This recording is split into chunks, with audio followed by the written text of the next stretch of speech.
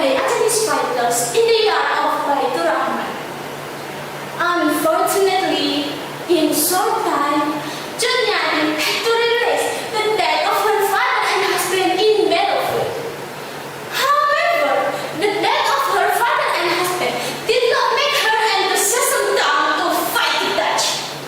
She promised to avenge the cruelty of the Dutch on her father and husband. Until finally, she met and married with another fighter named Tengku Umar. And then they continued the struggle. However, the weapons owned by the Dutch are very complete, while the people of Aceh only survive by using rental. Then Tengku Umar made a plan.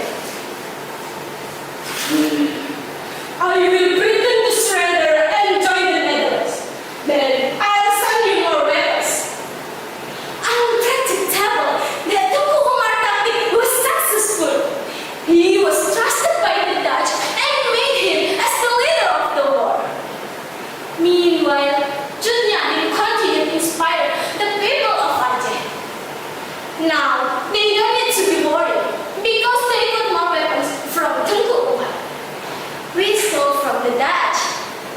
Until finally, Tengku Umar disguise was discovered by the Dutch.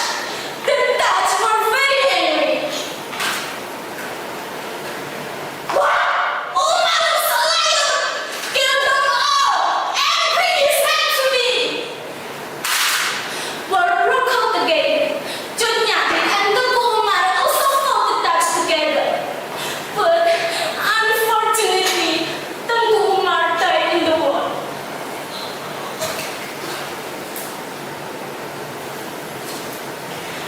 Junyatin was so sad, but she admitted, we should not be sad for the one who died inside. We must continue their struggle. Now we have to carry out a guerrilla war. We have to move from place to place so the Dutch can find us.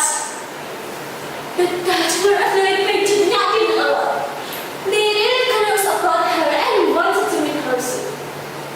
However, due to the long journey of Junyatin, her health decreased. A guard Junyatin named Panglang felt so sorry for Junyatin and suggested that Junyatin surrender herself.